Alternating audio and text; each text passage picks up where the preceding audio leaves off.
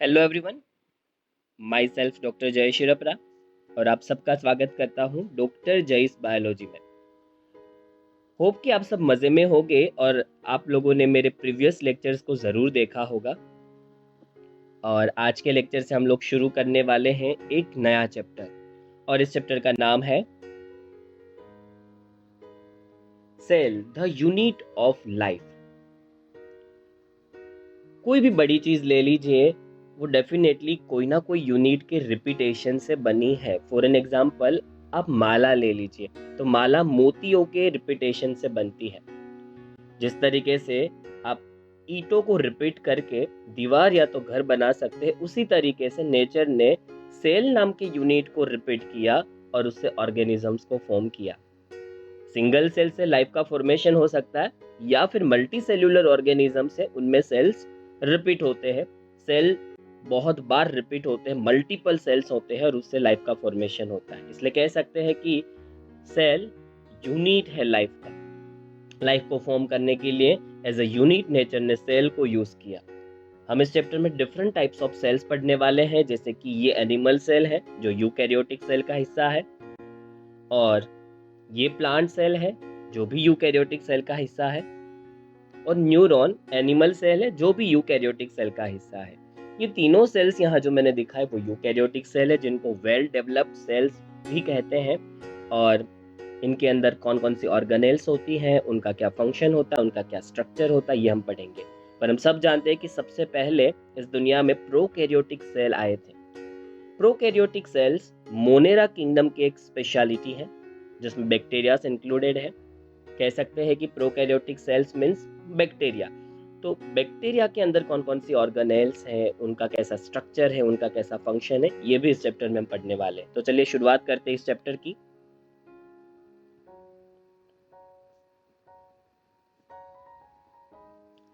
सबसे पहला हमारा टॉपिक है cell basic unit of life. हम कैसे कह सकते हैं कि सेल लाइफ का बेसिक यूनिट है,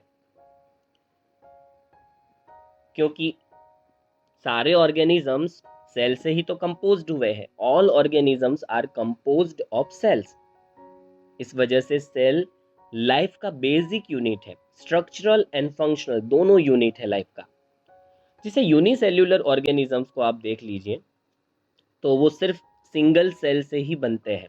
यूनिसेल्यूलर ऑर्गेनिजम्स सिर्फ और सिर्फ एक सिंगल सेल से ही फॉर्म होते हैं। तो इसका मतलब ये हुआ कि लाइफ की शुरुआत एक सिंगल सेल से भी हो सकती है। पर याद रखिए, अगर सेल लाइफ का बेसिक यूनिट है, तो जो सेल नहीं है वैसा स्ट्रक्चर लिविंग के फॉर्म में कंसीडर नहीं किया जाएगा, जिसकी कैटेगरी सेल से बिलो है, जो सेल से कम है, कुछ जो एसेल्यूलर है, मतलब कि जो सेल ही नहीं है। उन ऑर्गेनिजम्स को हमने लिविंग में कंसीडर नहीं किया। ये कंट्रोवर्सी है। इसी वजह से वायरॉइड्स, प्रायॉन्स और वायरसेस आज भी हमारे लिए क्वेश्चन मार्क है कि उनको किस क्लासिफिकेशन सिस्टम में, कौन से ग्रुप के अंदर, कौन से किंगडम में इंक्लूड किया जाए। कोई भी किंगडम में इंक्लूडेड नहीं है। वेल एक्सेप्टेड जो 5 किंगडम क्लासिफिकेशन है RHV टेकर का, उसके अंदर कोई भी किंगडम में वायरसेस को, वायरॉइड्स को हमने कहीं पर भी इंक्लूड नहीं किया। उसके पीछे रीजन है कि वो एसेल्यूलर है, मतलब कि वो सेल ही नहीं है। जैसे यहाँ दिखा रहे कि एटलीस्ट आपका सिंगल सेल होना तो जरूरी ही है। लिविंग कहलाने के लिए सिंगल सेल का होना जरूरी है। कि मिनिमम रिक्वायरमेंट क्या है लाइफ की, तो है single cell. Minimum single cell से आप अपनी लाइफ शुरू कर सकते हैं, पर जो सेल से भी छोटा है, जो एसेल्यूलर है, नॉन सेल्यूलर है, वो लिविंग नहीं है। अगर ऐसा क्राइटेरिया हम रख रहे हैं तो वायरसेस और वायरॉइड्स को हम लिविंग नहीं कह सकते। अगर हम वायरसेस और वायरॉइड्स को लिविंग कहना चाहते हैं, तो हो सकता है कि हमें अपने क्राइटेरिया को बदलना पड़े। फिर हमें ये चेंज करना पड़े कि सेल से भी जो छोटा है, जो एसेल्यूलर है, नॉन सेल्यूलर है, वो भी लिविंग हो सकता है। शायद फिर बेसिक यूनिट के फॉर्म में हमें कुछ और चीज़ें कहनी पड़े या फिर फॉर्म करनी पड़े। हमें अपना थियरी जो है वो शायद चेंज करनी पड़े। चलिए वो बात की बात है, वो साइंटिस्ट कर लेंगे, अपना अपना देख लेंगे। हम आगे बढ़ते हैं। Multi cellular organisms. Minimum requirement एक सिंगल सेल है, वहां से शुरुआत की नेचर ने, और ऑलवेज शुरुआत सिंपल होती है। सिंगल सेल से लाइफ की शुरुआत बैक्टीरियाज के फॉर्म में नेचर ने करवाई। प्रोटिस्टा के फॉर्म में नेचर ने करवाई। और उसके बाद धीरे धीरे आप देखिए एनिमल किंगडम है, प्लांट किंगडम है, फंगस है, उसके अंदर मल्टी सेल्यूलर ऑर्गेनिजम्स फॉर्म होना शुरू हो गए। जैसे जैसे वक्त जाता है उस तरीके से अंडरस्टैंडिंग भी बढ़ती है, इवोल्यूशन होता है, एडवांसमेंट आता है, काम काम को सिखाता है। ऐसा कहा गया कि कोई भी शुरुआत बस हो जाए तो उस शुरुआत से धीरे धीरे जर्नी जैसे आगे बढ़ेगी, आप उसी जर्नी से चीज़ों को सीखते जाओगे और अल्टीमेटली आप और एडवांस होते जाओगे। कहीं ना कहीं कुछ ऐसा ही हुआ। ये जो सिंगल सेल थे और एडवांस होते गए, लर्न करते गए, एटमॉस्फेयर में जो चेंजेस आते थे, एनवायरमेंटल चेंजेस जो आते थे, अनफेवरेबल कंडीशंस आती थी, उन सब कंडीशन में इन्होंने खुद को सरवाइव किया और लर्न किया कि किस तरीके से बेटर वे में सरवाइव कर सकते हैं। इवोल्यूशन से सिंगल सेल ऑर्गेनिजम्स ने खुद को कन्वर्ट किया मेनी सेल्स के अंदर, मल्टी सेल्यूलर कंडीशन के अंदर। ऐसा माना जाता है कि multi cellular organisms unicellular organisms के इवोल्यूशन का ही आउटकम है। कहीं ना कहीं बैक्टीरिया से ही सारे ऑर्गेनिजम्स फॉर्म हुए हैं और फिर बन गए मल्टी सेल्यूलर ऑर्गेनिजम्स जो बहुत सारे सेल से बने हुए हैं, जैसे कि ह्यूमंस। तो इस तरीके से हम सेल के रेफरेंस पॉइंट से देखें तो हमारे पास दो तरीके के ऑर्गेनिज्म है, two types of organism, single cell से बने हुए और जिनके लिए हम वर्ड यूज करेंगे यूनिसेल्यूलर, और बहुत सारे सेल से बने हुए मैनी सेल्स, तो हम वर्ड यूज करेंगे मल्टी सेल्यूलर। यूनिसेल्यूलर ऑर्गेनिजम्स में एक पूरा किंगडम है बैक्टीरिया का और प्रोटिस्टा का। अदरवाइज आप फंगस, एनिमल और प्लांट किंगडम को देखें तो उनके अंदर फंगस में यूनिसेल्यूलर, मल्टीसेल्यूलर दोनों ऑर्गेनिजम्स इंक्लूडेड है और प्लांट किंगडम के अंदर यूनिसेल्यूलर, मल्टीसेल्यूलर दोनों ऑर्गेनिजम्स इंक्लूडेड है। और वी टेकर के 5 किंगडम क्लासिफिकेशन में एनिमल किंगडम में सारे ऑर्गेनिज्म मल्टीसेल्यूलर ही है। ये सब कुछ हमने सेकेंड चैप्टर में, थर्ड चैप्टर में और फोर्थ चैप्टर में पढ़ा। अब आगे बढ़ते हैं। ये हम लोगों ने क्लेरिफाइड किया किस तरीके से बेसिक यूनिट है सेल लाइफ का।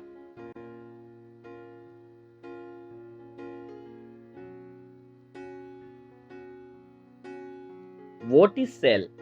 सेल किसे कहेंगे? ये तो हमने देख लिया कि cell is the basic unit of life, और ना सिर्फ बेसिक यूनिट है, even cell is the fundamental structural and functional unit of all living organisms.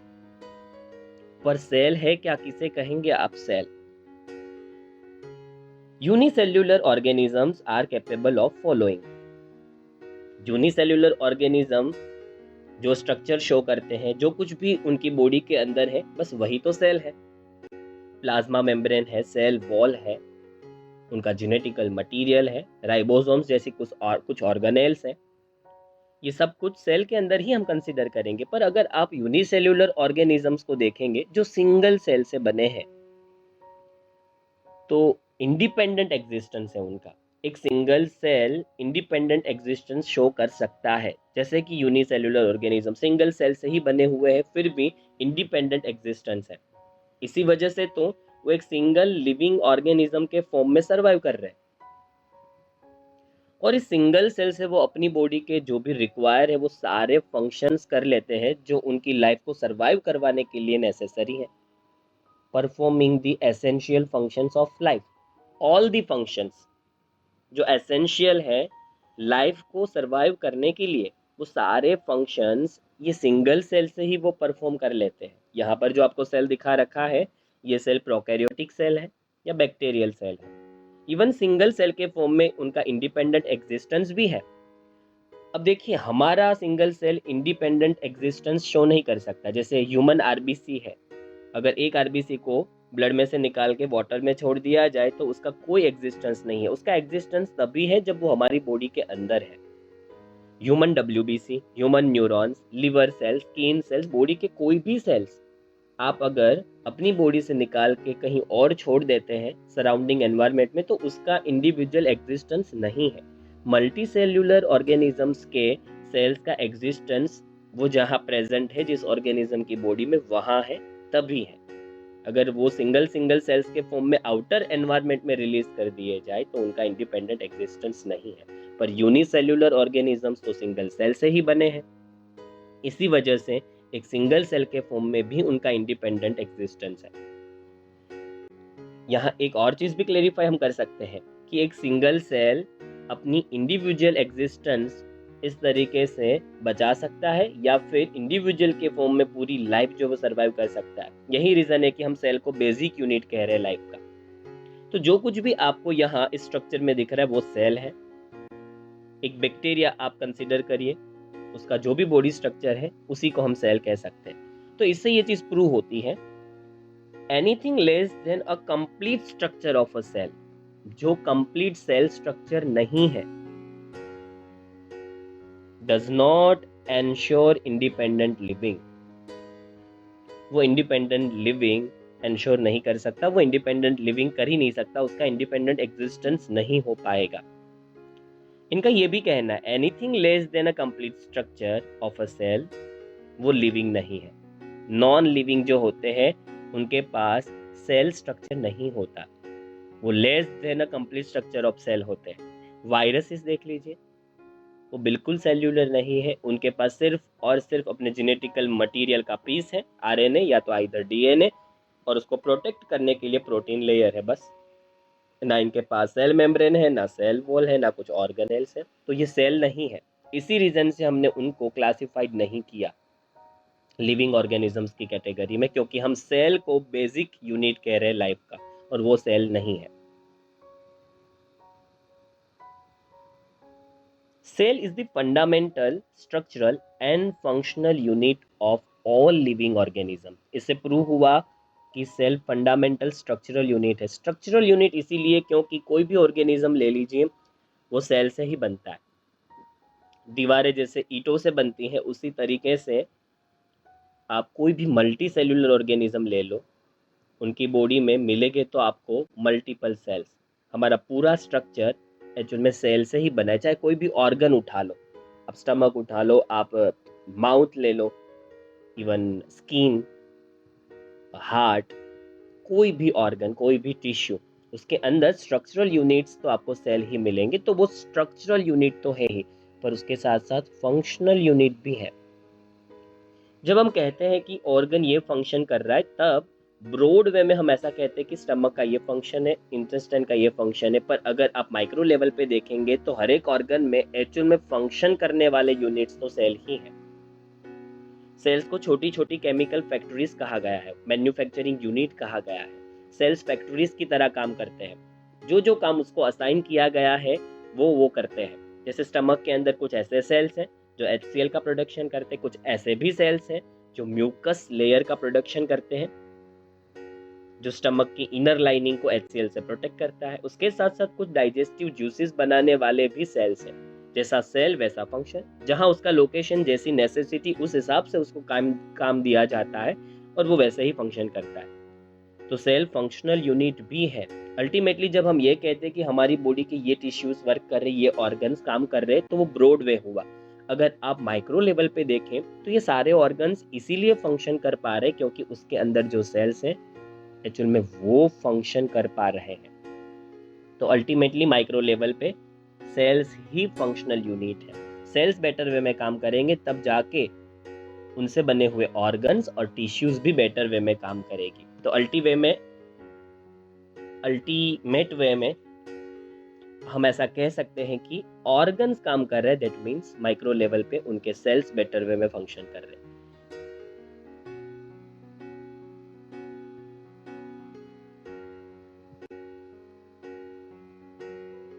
अभी भी व्हाट इज सेल वाला टॉपिक अब भी शुरू है।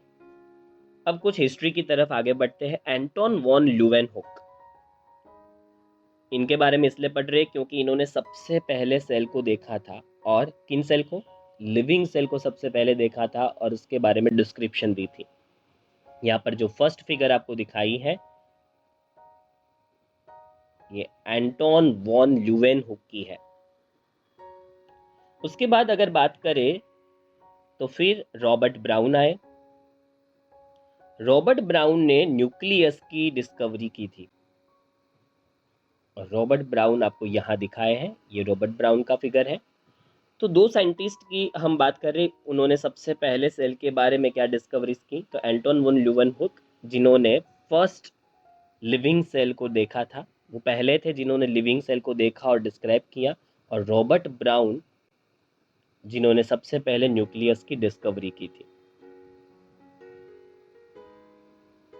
The invention of the microscope and its improvement leading to the electron microscope revealed all the structural details of the cell.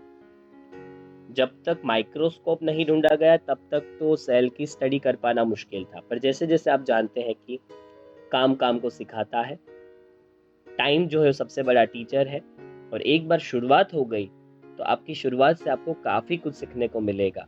Microscope invent होने के बाद धीरे धीरे उसमें इम्प्रोवाइजेशन होने लगे और उससे बन गया इलेक्ट्रॉन माइक्रोस्कोप। इलेक्ट्रॉन माइक्रोस्कोप ने वो सारे स्ट्रक्चर को रिवील कर दिया जो शायद सिंपल माइक्रोस्कोप से देख पाना मुश्किल था। वो सारे स्ट्रक्चर जो सेल के अंदर प्रेजेंट थे, वो सारी ऑर्गेनेल्स और उनके डिटेल स्ट्रक्चर को हाई रिजोल्यूशन के फॉर्म में फिर हमें देखने को मिला, और उसी वजह से सेल के अंदर plasma membrane, cell wall, nucleus, ribosomes, mitochondria, chloroplast जैसी ऑर्गेनेल्स के स्ट्रक्चर को हम लोग स्टडी कर पाए। इसके पीछे हम डेफिनेटली उन साइंटिस्टों को थैंक्स कहना चाहेंगे जिन्होंने इलेक्ट्रॉन माइक्रोस्कोप के इन्वेंशन के अंदर खुद का कंट्रीब्यूशन दिया है। अदरवाइज हम माइक्रो लेवल पे कभी लाइफ को नहीं देख पाते। बड़े फॉर्म में लाइफ हमें ऑर्गेनिजम्स के फॉर्म में दिखती है, पर माइक्रो लेवल पे ये लाइफ किस तरीके से मैनेज होती है वो हमें सेल्स की स्टडी से ही पता चला, और सेल की स्टडी को साइटोलॉजी का नाम दिया गया है।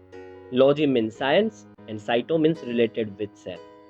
तो बस यहाँ तक का आज का चैप्टर रखते हैं, टॉपिक रखते हैं, व्हाट इज सेल तक, जो इस चैप्टर का इंट्रोडक्शन भी आप कह सकते हैं, एंट्री भी कह सकते हैं। तो चैप्टर में व्हाट इज सेल और सेल बेसिक यूनिट है लाइफ का, इन पॉइंट्स को समझकर हमने एंट्री तो ले ली है। अब एडवांसमेंट की तरफ हम नेक्स्ट लेक्चर से आगे बढ़ेंगे। तो यहाँ तक का जो टॉपिक था वो इंट्रोडक्शन था, basic unit of life, cell and what is cell. मिलते हैं नेक्स्ट लेक्चर में एक नए टॉपिक के साथ।